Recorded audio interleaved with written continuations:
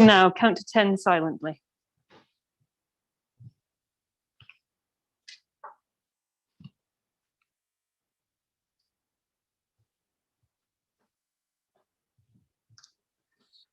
Hello, good evening, and welcome to the bar of the Bird Observatory on the island of North Ronaldsay, and welcome to the Sheep Festival.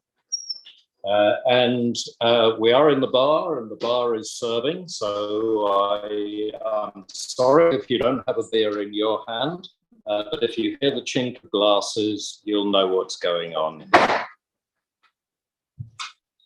Now, I have some here, you might be able to see behind me, but if I share the screen, then you'll be able to see a bit more.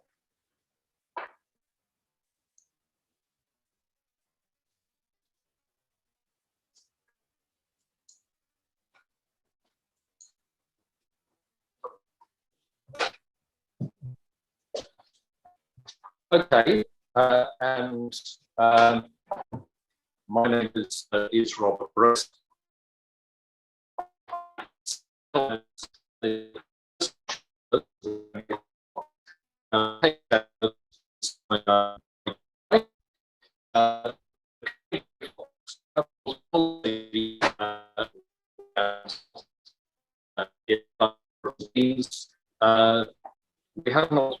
We also have two other breeds of primitive sheep, and it can be quite.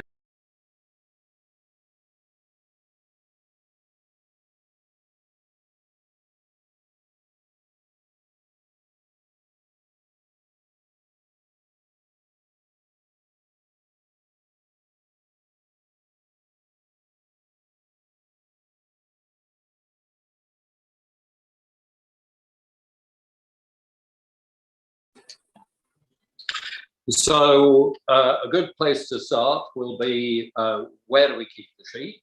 I should have a pretty map for you. I apologise for that, but you mostly know where London is, and probably Birmingham too.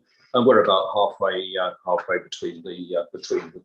Sorry, shouldn't we refer to them as ancient breeds rather than primitive? That's a. Did you hear the question? John has asked. I refer to the breeds we keep as primitive sheep. Should they not be ancient breeds? I refer to them as primitives because that is what they get referred to in the sheep industry. So if you meet a sheep farmer who keeps Texans or Suffolks, he'll say, "Oh, primitives, not interested in those." The other thing that's interesting in what you say, John, is you refer to them as breeds, and that's how they are best categorized now in the 21st century. But probably before the 19th century, people didn't have breeds. They just had a type of sheep that was local, and they were the sheep that was around. Does that answer your question? Yes. So Milton, Keynes, halfway between London and Birmingham. We're not in the new town, the city itself. We're in a village. We're quite rural, in fact, in comparison with everything else that happens in the southeast of England. Our place is called Coney Gray. It is, in fact, the ancient field name, so it's probably been known as Coney Gray since about 1780. And we've got some grassland there, but we have more sheep than we can accommodate, so we graze for other people as well, and we refer to these as the outfields. So, having told you where, the next question would be who. This is the head shepherd. This photo was taken 2 weeks ago today, I think. And she was just off. You may recognise the van that's just over there outside the window of the bird ops. She had a trailer of sheep, and she was taking them to the Great Yorkshire Show in Harrogate, so about 150 miles up the motorway. Everything okay? The slides are not showing on YouTube, Robert, so we might need to do a share screen on the Zoom call for this device. So I think we're not sharing screen on this. Apologies, folks, we're having some technical difficulties here. So we need to share the screen.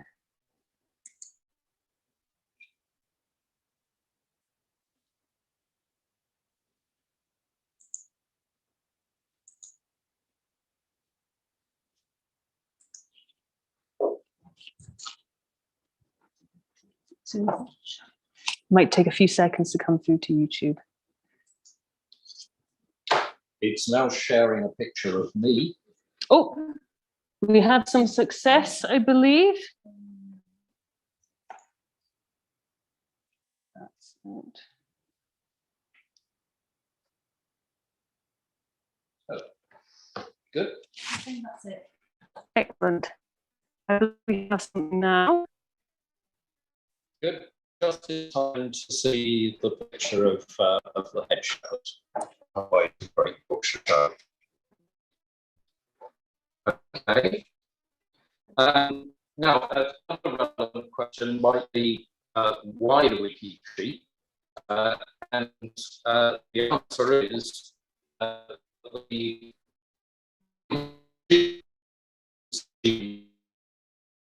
so,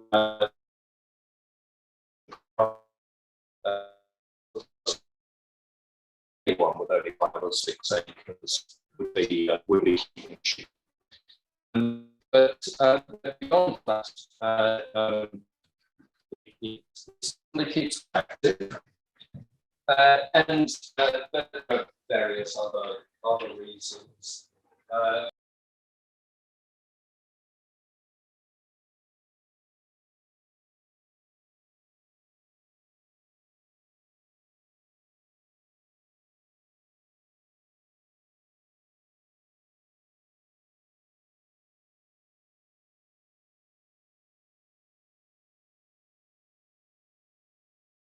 So,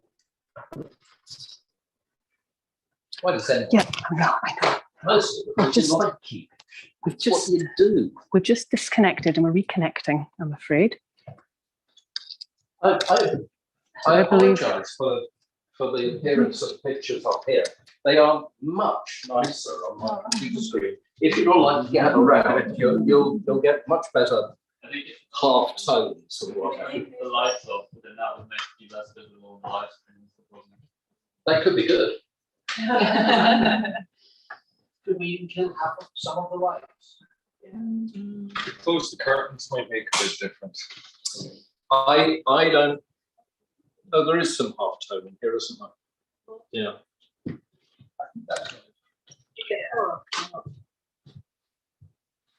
Absolutely.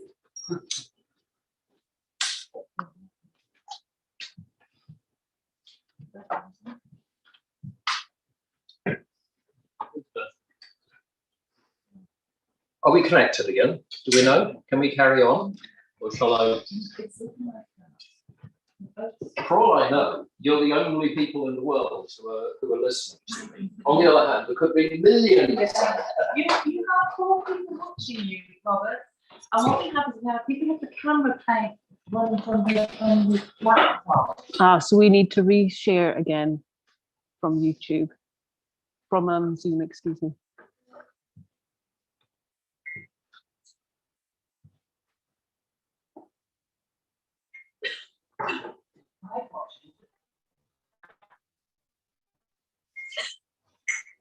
Is that correct?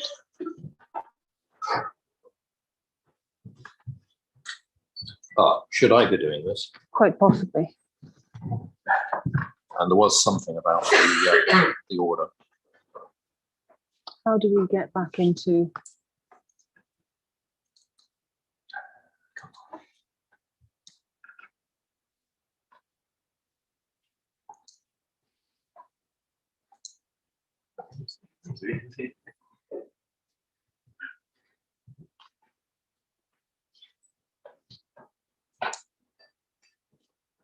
Looking good on this line. We're back on, we're sharing. It's all looking good, Robert.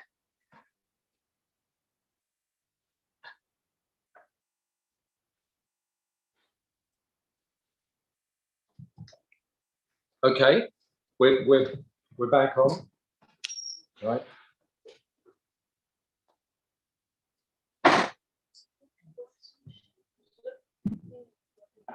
Okay, so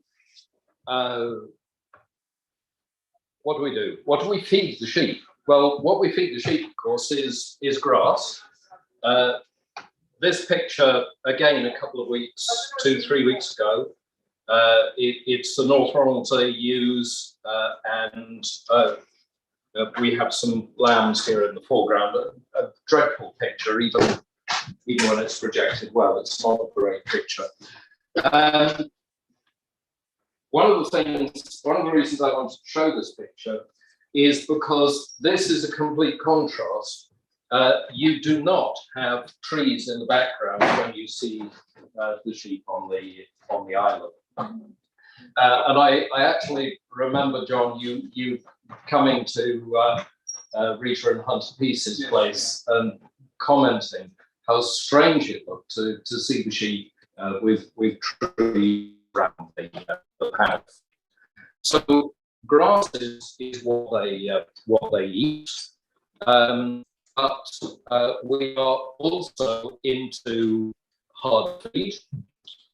Something that is frowned upon in some quarters. I'm not sure about that. And in fact, here we have a mixture. The black bits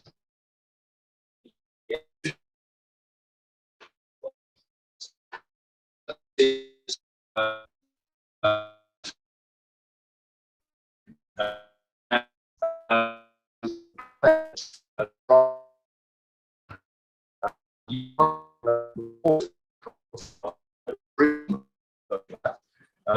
because the sheep card needs to go for that.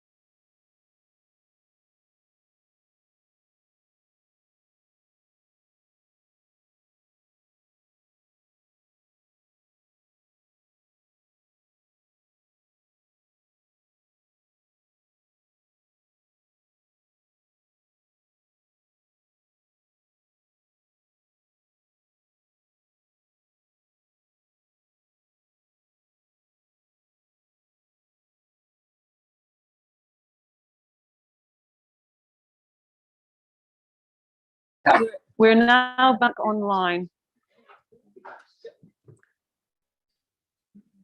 There we go. And now we're the right way up. A good start. We're not actually using CloudNet, Dan. We're using the EE4G signal. And this in my hand, I describe it as mint imperial because it is sort of white and smooth and featureless. Wouldn't actually fit in, well, maybe it would fit in my mouth. But it's a data-only mobile phone and it's a Wi-Fi. So we've been having good results connecting to it, but we don't actually have a password on it. So anyone else could have connected and might be overloading it as a result.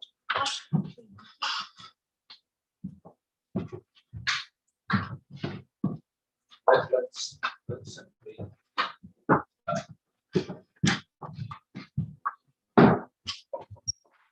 so where, and we've lost. No, we're connected and we're showing the sea. Okay. It's not how I'm expecting to see it here, that's all. Apologies. It'll catch up. So, hard feed, sugar beet and peas, oats and barley, just a general mix. I could buy a very similar mix from the feed merchant, but if I did, it would have molasses in it, and it would have mineral premix.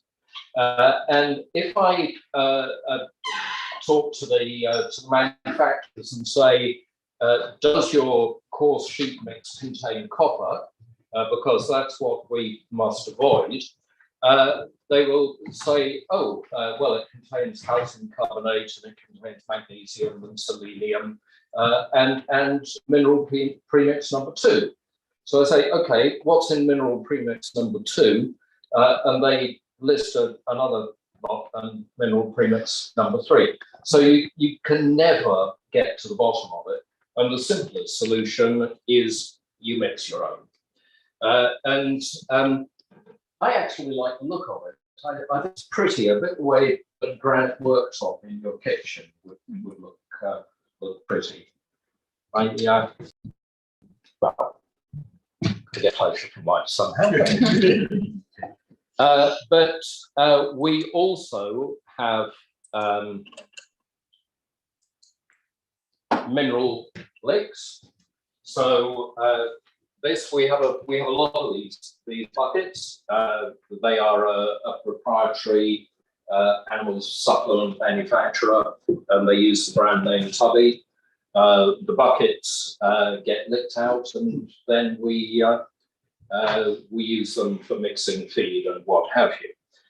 So the sheep are actually trained to follow buckets like this because we have lots of them.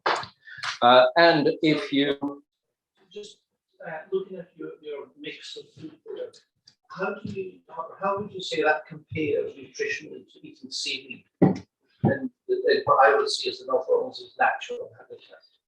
As opposed to outside. Okay, now that's not the question I was anticipating, but the question I was anticipating was the rather more simple one,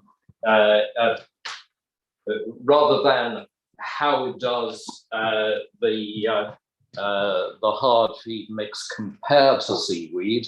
I was expecting, do you feed seaweed? Yeah. Which is altogether a simpler question. I guess, John, that there is no comparison at all.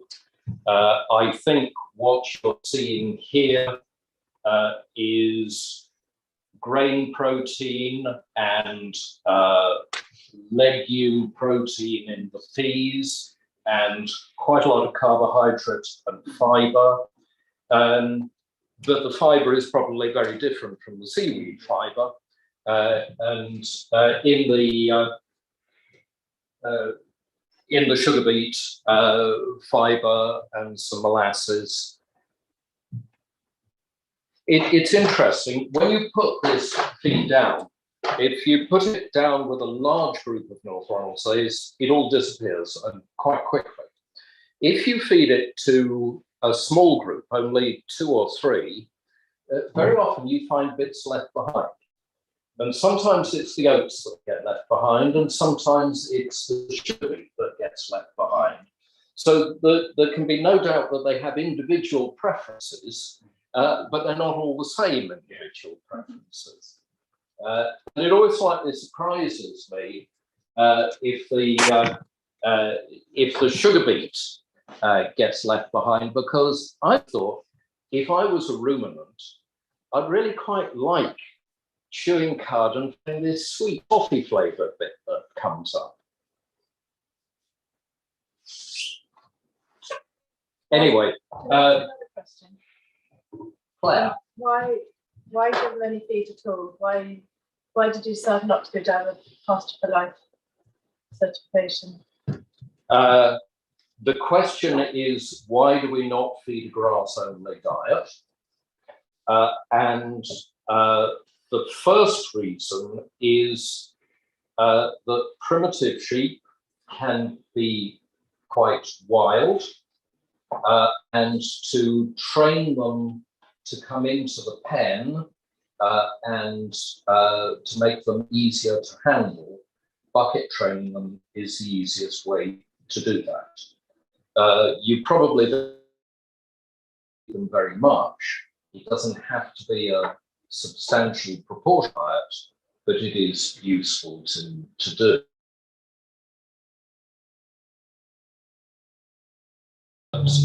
We have more sheep.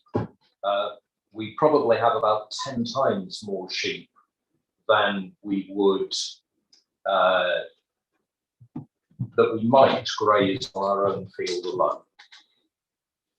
And it can be useful to have them used to hard feed in case you need to supplement their diet more. Another question, Robert. The flock that you had, how many generations have been outside of North Wales? Oh, I'm guessing from 71, 73, 74. Sorry, the year 1970. yes, okay. Yes, I think that's probably right. And the generation is probably 1 or 2 years, so an average of maybe 25 generations. And yes, since 73, 74, which would be when the Lingerholm flock was established, not all our sheep would trace their ancestry through the Lingerholm flock. Some would trace them from other extractions from the Related extractions. Yes. And I suppose another question is it possible to justify taking those bones of sheep out of what I would call natural environment, moving them to a completely different system, diet, and having to make them adapt, so to speak? I suppose my question is, other than the moving them out of North Wales in case of ecological disaster, what is the justification of taking them out of the habitat? It's a bit like taking pandas from China and putting them in zoos.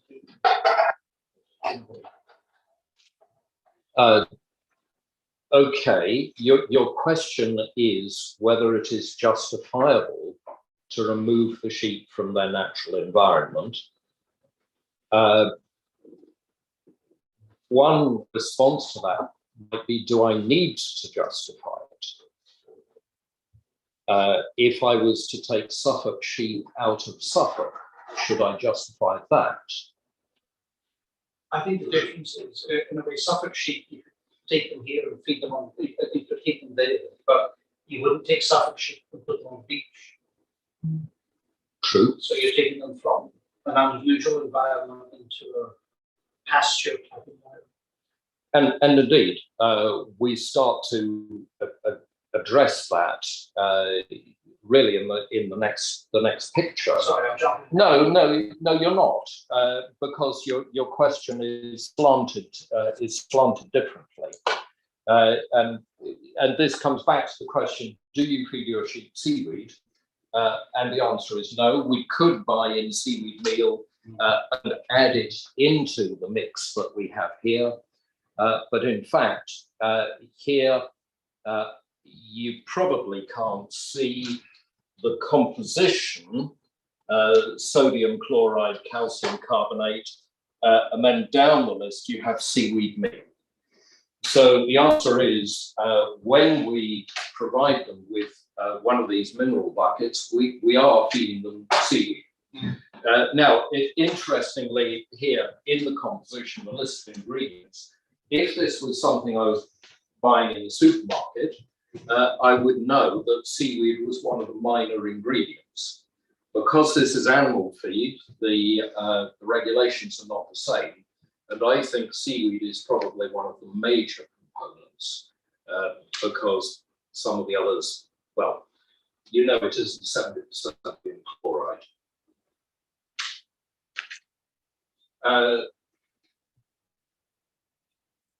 So yes, that is. We have not had a problem with copper toxicity. One of the early sheep we had, there was a question. She sickened and died, and maybe it's because she was on over-fertilized grassland and copper poisoning took over. We've not had the problem since then. One of the problems, if you have a sheep that dies, you usually don't know why. And when we started to keep sheep, we didn't like that. So the vet would say, well, I can do an autopsy for you. And so you say, yes, I want to know, do an autopsy. So the vet does an autopsy and says, well, I didn't find anything. I don't really know. That'll be 70 quid. So we're not so keen on that. Sorry, presumably then the Koenig start as low copper, it must be It's not a problem.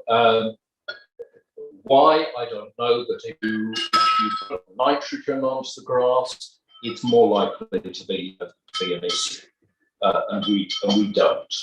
And if we try to have one of these in with the sheep the time, if we forget and someone's peaky, we say, oh, quick, get one in there. Okay. Thank you. Welcome. Is the internet strong enough? I think we're doing okay at the moment. Thank you. Here's another difference. Here on the island, you keep your vegetables in a polytunnel and your sheep in the open. Here we see sheep in the polytunnel and our vegetables are in the open. But as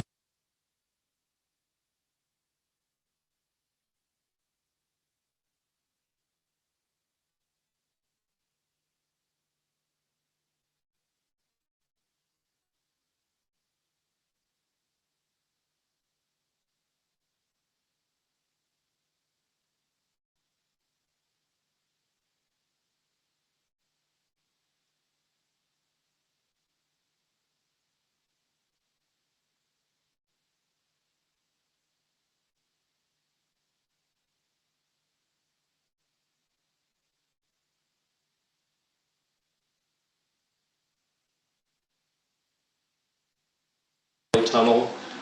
These are North Ronaldsays at this end, and the hurdles are closed.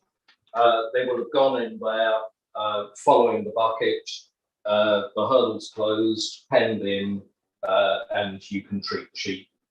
And unlike on the foreshore, where punding is 3 or 4 times a year, this is happening daily. The sheep trained, completely familiar with what's going on. So effectively they're tamed, and presumably you wouldn't get instances of them trying to clear the hurdles, trying to escape, or is that instinct still there? Still there. Good. Yeah.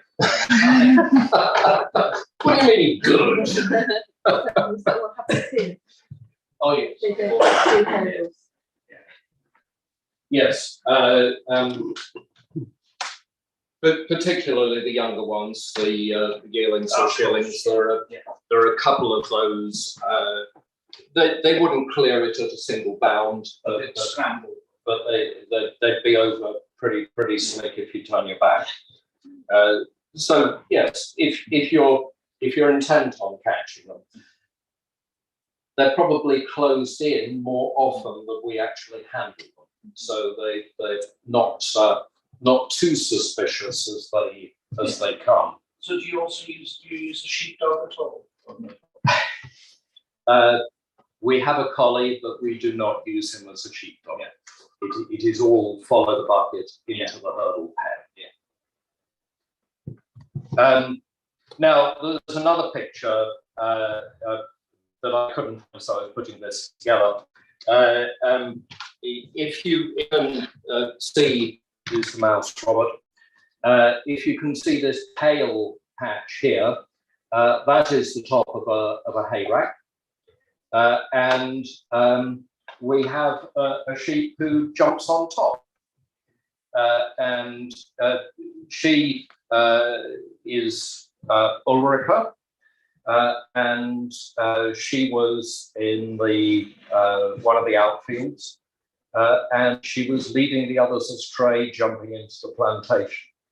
So we had to bring her back to Coney Gray, and she was in the polytunnel and instead jumping on the hay rack.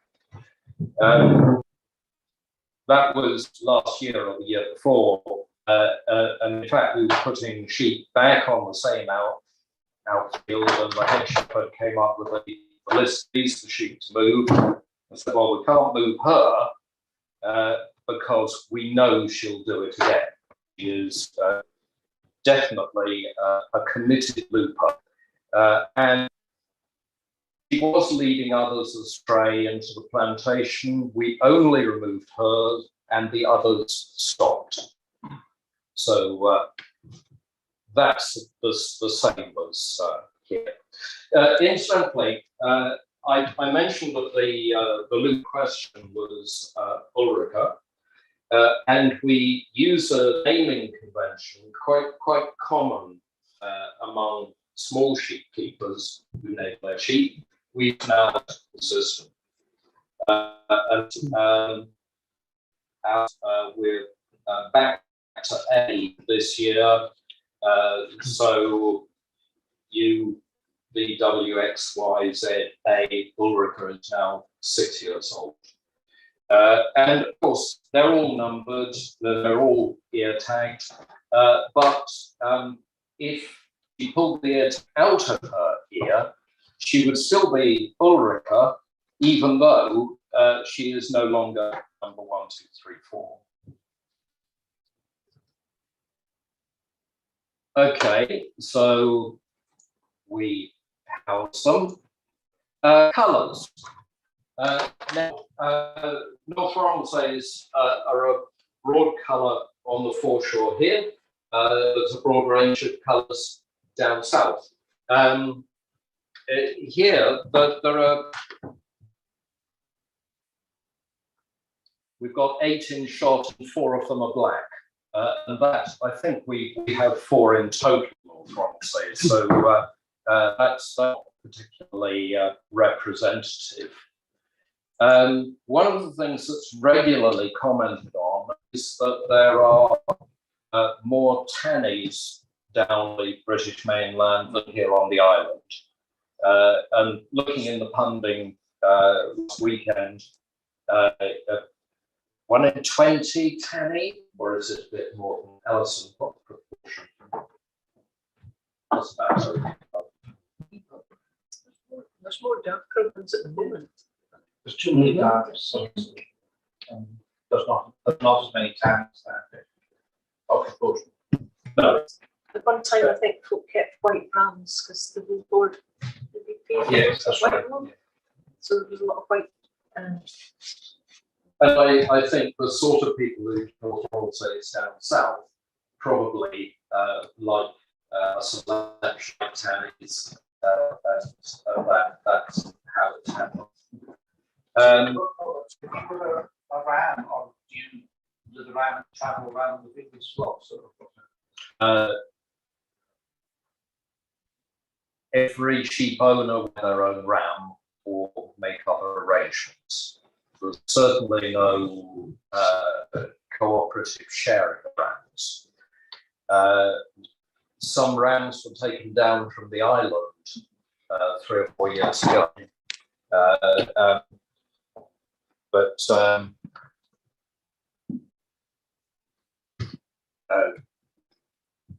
So the question was, do we share rams or we make our own arrangements and try to keep it simple? Okay, colours. Now, I took this picture. Here on the left, we see Thomasina, so she's 8 years old. And next to her, we have Zanzibar, so a shearling from last year. There is, I think Thomasina's colour, because of her age, might have faded. But Zanzibar's colour in the flesh, in real life, whether you see it, oh gosh, she does look red there, doesn't she? I remember an island keeper commenting to me that he was always on the lookout for a really good murret coloured ewe. Now, that took me by surprise because murret is a colouring I know mostly from Shetland breed. And what the Shetlands say is that the word murret derives from moor red. So, were you aware of, have you heard that tale? That would make sense. It does make sense because Zanzibar is still brown, there's no question about that. But she might be the shade of brown that looking at the landscape and there was a red patch in between the heather with it purple. That might well be it. Carol, a question. I'm just wondering, do they still bleach the same when they're not on the shore, or do they kind of get more vibrant if they're like not in the salt all the time? So the question is whether the fleece bleaches. Sheep you see here are newly shorn, so of course you get the root colour, but no, all sheep fleece bleaches, and it's probably the sun rather than the wind and the wet.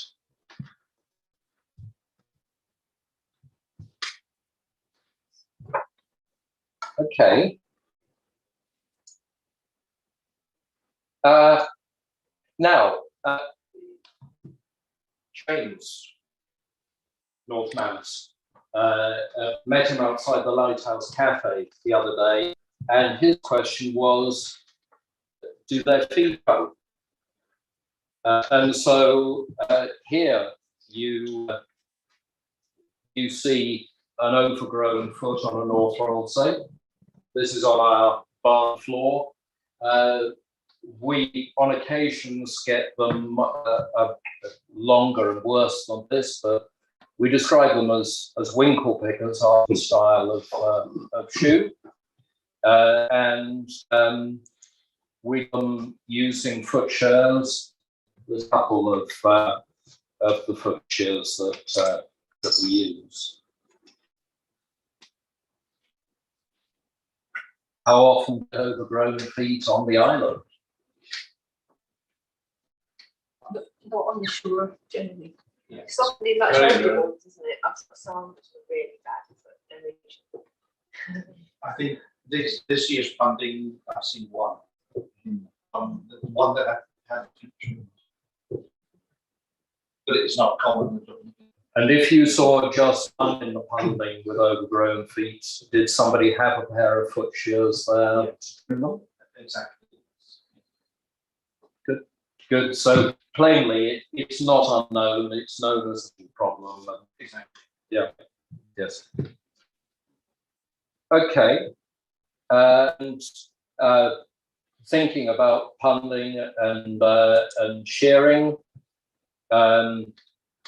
we do hand shear, and these are a selection of the tools that we have. These, as you can see what these are.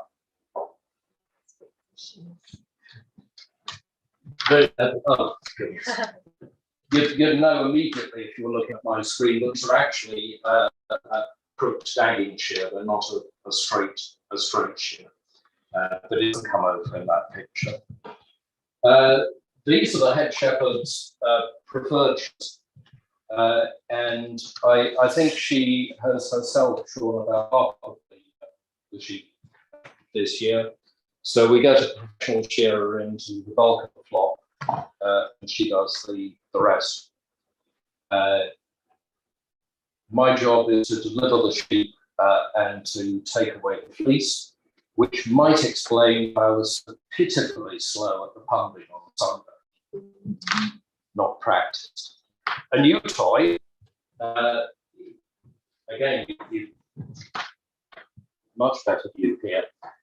This one is newly purchased, something that's only been available in the last few years. It is a lithium-ion battery set of clippers. So a professional shearer wouldn't like these because they would find them heavy in their hand, and they would much prefer the flexible drive where the motor is 6 foot up and you're shearing down on the ground. These are more the weight of a horse clipper that you hold in your hand, and indeed I might have included in the picture a set of horse clippers, but with a sheep head, but with the electric cable coming out of the back.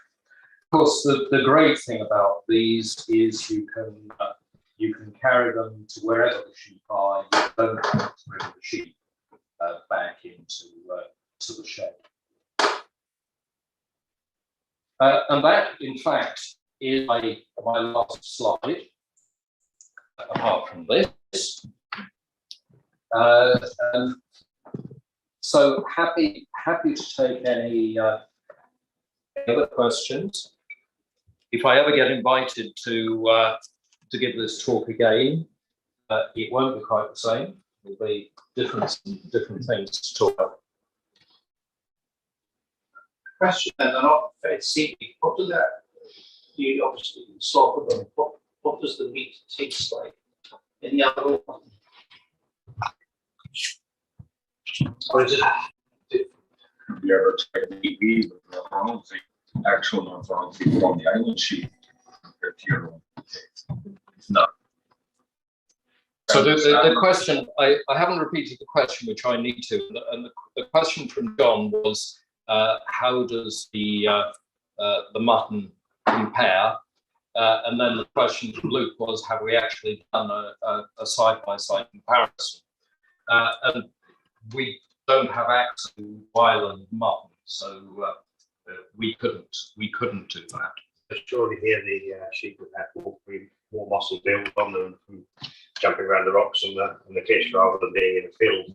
You must have a different muscle structure from the adolescence in the fat layers. That's a really interesting point. That was suggested that the island sheep would be more muscular and have a better carcass, perhaps we should say. I have heard stories of carcasses that were not very impressive from the island. Every sheep is different. And the selection of animals for slaughter from the foreshore should actually help with that, shouldn't it, John? So they are not removed from the foreshore unless they're 35 kilos, I think, which is quite a good line. So where you're not getting the cow beef on the shores, for instance, and the grass isn't beef, it's obviously the sheep here, I presume, and the thinner. Sheep in the field are actually going to be plumper because you're feeding them a regular feed and more balanced diet as well. So it's here on the island, much more of a peaks and falls of the seasons of the weather patterns. So that's the some of the companies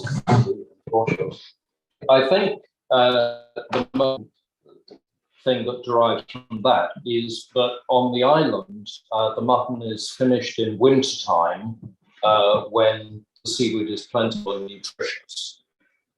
Down we would finish in the summer or the autumn when the sheep had plenty of grass. So it definitely makes a difference there. Coming back to John's original point, the birthday and birthday feast earlier this week, and my wife prepared North Ronaldsay mutton using a recipe from Elizabeth David, roast mutton to taste roebuck, which is excellent. I can recommend it to anyone. But it does make me think that this is a whole leg that's marinated for 3 days in a particular marinade. And of course, if there was any seaweed flavour in there, it would probably mask it completely, certainly to my palate. And indeed, that's the other thing. I do sometimes wonder if other people taste things in the mutton that I do not. And there's no question that every one of us has slightly different sense of taste.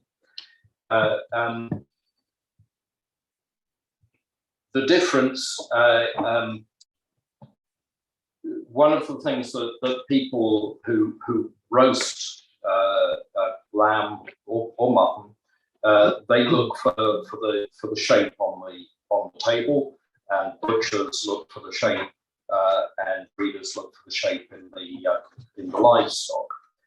And plainly, North Ronaldsay doesn't rate very highly there. If you're used to lamb, who here carves a leg of lamb? And how far down the shank would you carve it? When I carve mutton, I stop before I get too far into the hock. Okay. If I'm carving lamb, I'm prepared really to carve right down the shank. But that's not really a question about North Ronaldsay. So that's a question about mutton, lamb versus mutton. Perhaps if you could do a ready steady cook and knit with 2 different types on the island. Have a knit taste off, wear off. Yes. Do you only eat them as mutton, or do you try them as lamb as well? I have been known to say that I believe when it comes to the kitchen, there is no such thing as North Ronaldsay lamb, because you cannot finish them in time. And this, I mentioned earlier that I think anywhere.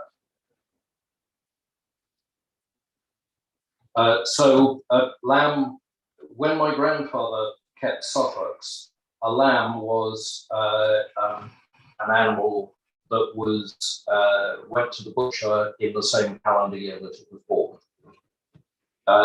It has now changed slightly. It's an animal. The New Zealanders weren't terribly keen on that idea. But the year was the wrong way round for them. Sorry, lost my drift. The new definition of lamb is within 12 months of its birth, which accommodates the New Zealanders. The butcher's definition, do you know anything about sheep's teeth? Sheep have no front top teeth, they have a pad, and they have up to 8 teeth on the bottom. So with infant teeth, lamb's teeth, and 12 months on, 2 adult teeth come up, 12 months after, 2 more. So you can accurately age a sheep by looking at how many broad teeth it has. For a butcher, it is a lamb if it does not yet have any broad teeth.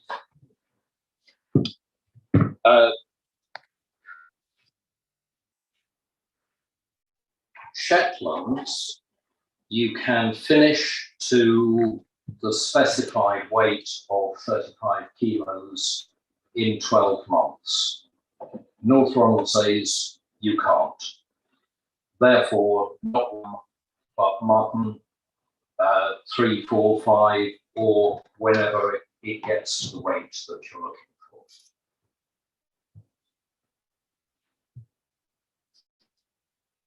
Do you kill yours at what, 3, 4? Something like that.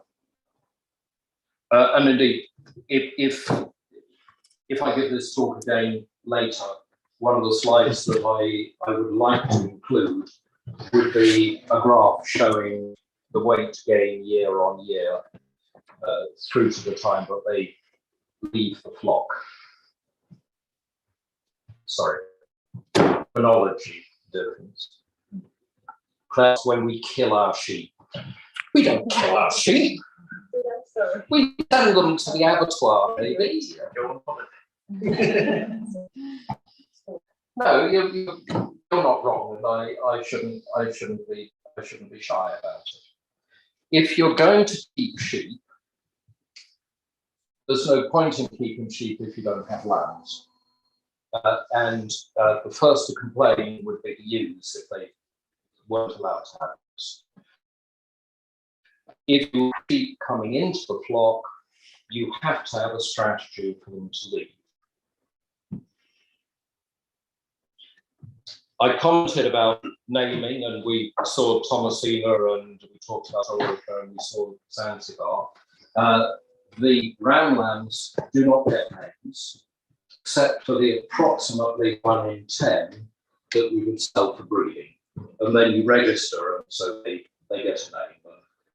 And we're looking for good, noble names like Wellington or Ulysses or Agamemnon.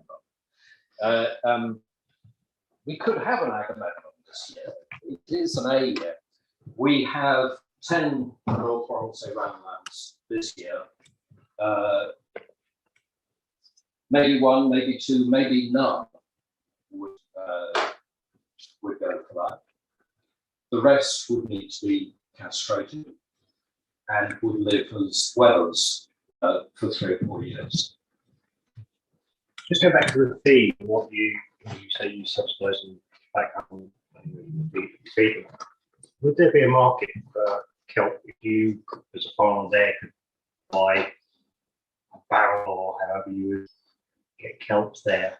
Would there be a market as a farmer for you and others to, and obviously kelping rights up you are within land up here? Would that be something that would be a viable thing that you would feed towards the diet or that sort of thing? People already do it.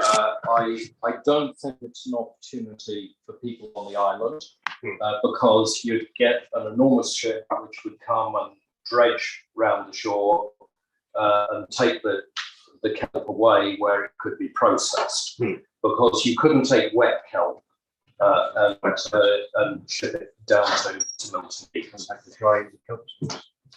And the seaweed feed, I believe, is available. So we looked at the tub on the screen, and it did not say it contained seaweed. It said it contained seaweed meal. The manufacturer of those supplement tubs is based in Devon, and he would have a supplier in Scotland who was shipping seaweed to. And I believe they will mix it into a feed as well. The society, the Association of North Ronaldsay Sheepkeepers down in mainland Britain is called the North Ronaldsay Sheep Fellowship. And soon after we joined, I remember an older member saying that he had procured seaweed-based animal feed and would anyone like some. At that stage, we were new to it, and so we weren't interested. Now I would definitely be interested. Not necessarily on a regular basis, but interested to see and mix some in, see how the sheep react to it. It's a balance, isn't it? Where it comes from, how many you've got. I think the question John will want answered is if I put a mixture down in a trough, would the Ronaldsays ever leave the sea? It'd be interesting to see whether they've become cultured or uncultured. Really interesting. Really interesting. Yes. So go back to, sorry, James. Go back to Dan's point about the feed, etc., and also the muscle mass on an active sheep on the beach, as opposed to something that's topping around the paddock.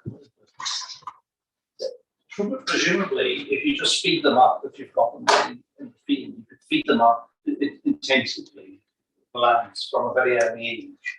But from what I've sort of seen back here, all you get is more fat. You don't get meat, you just get more and more fat. Which probably isn't healthy for the animal that you want to eat it. Feeding concentrates in excess doesn't work. I think the chances are they just get sick of it, leave it in the trough, and not bother to come into your head anymore. I didn't repeat that question, did I? Could we have a roving mic? Aha, that is something we could do. John's, for viewers listening at home, John's question was whether by intensive feeding we could get a better carcass in a shorter time. And if that's what you're after, why keep North Ronaldsays? Well, but I don't think you would. You would just get fat. I think so. Yeah, I do have a question related to that. I might have missed this. Why don't say not any other sheep? Because they're more fun. Okay. They're characters. Okay. I am convinced that they are the most intelligent breed of sheep that there is. There are people who hear me say that and they say, yeah, but only when it comes to food. Well, isn't everyone? And in fact, it's not. It's also, besides food, it's getting out of the pen and better food.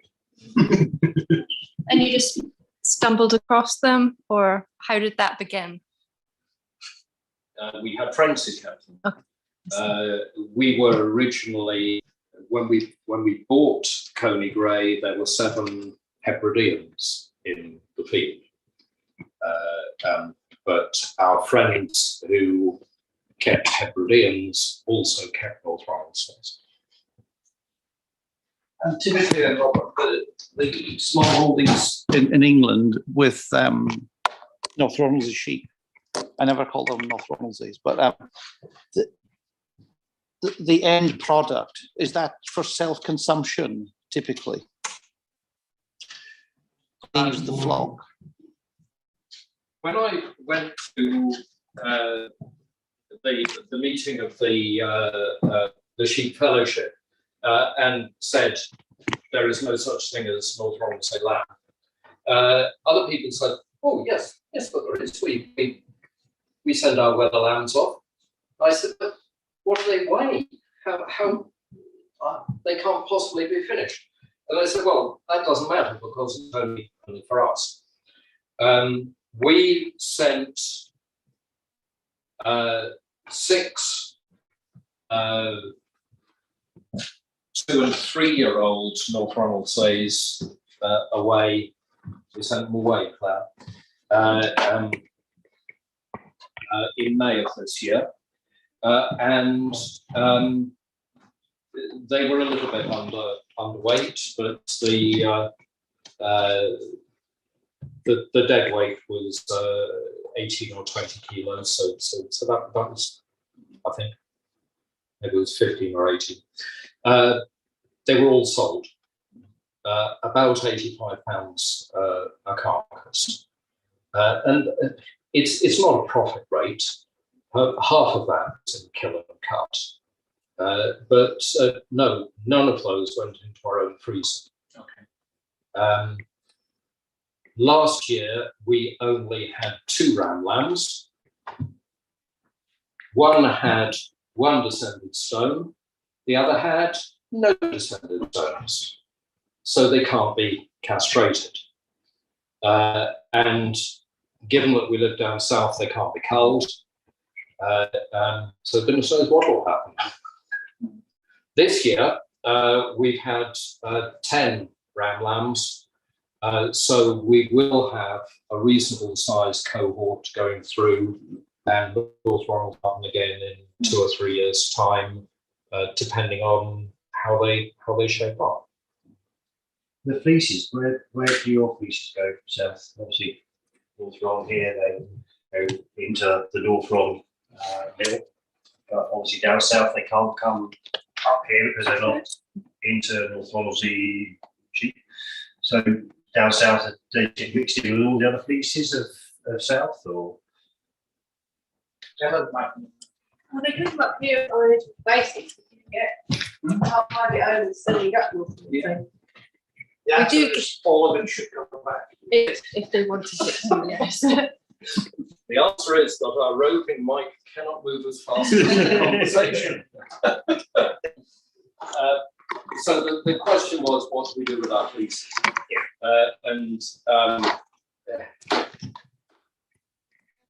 The economic thing to do with your fleeces is to put them in the dustbin.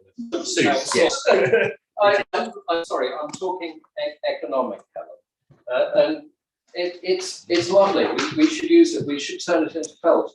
But we're too busy looking after sheep to spend time making felt things. A lot of stuff down south obviously does get turned into fire retardant insulation for houses, being the eco side of things.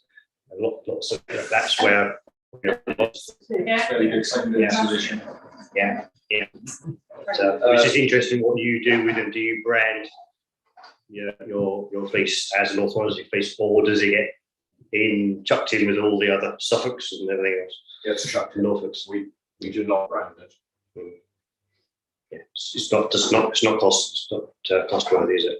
Sooth, at least. But a question of your annual fleece North Ronaldsay amount, what would it cost you to ship it up here so that Helen could use it? 4/7. I have no We idea. probably should look into that. Well- The North Ronaldsay sheep fellowship do that. Ideally, once someone doing a journey who's coming up on their way, Yes. there's a lot of trade. Dragging around it. But it's light is the thing, so the postage wouldn't be that much, would it? Jean's sending sacks all back and forth all the time. That's so it is happening, you see, but we should get all of the North Ronaldsay fleece coming back here. Would you like it to be sent back here? It's a discussion with Jane, but But I mean, the more, essentially, if it was all coming back, it creates another. Yes, The ones just North Ronaldsay. You're right, Lars and Jeans, there's all shipping in and out all the time, isn't there? But there's the commodity sheep isn't just the meat; it's the fleece. And the fleece can actually be used year and year as it's growing in a sense. So there's that side of the coin. So there is a differential between North Ronaldsay living in their natural environment and the ones that live in England. These are the North Ronaldsays. Elsewhere, they're not considered the The fleece would, if any mainland fleece that came back to the island would not have been fed on seaweed. Does that make a difference? I have no idea. Another deficiency, it would be short of sand and grit. In California. Twigs and brambles. It would have twigs and brambles, but yes, Introducing brambles to the island. twigs and brambles. Yes. Another picture that I failed to put into show was a North Ronaldsay who got caught up in the hedgerow, and when they chop it, the brambles go into the fleece.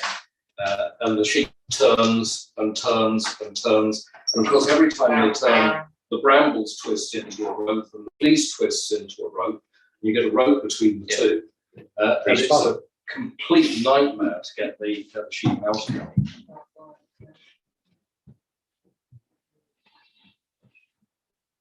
Happy times disentangling sheep from brambles.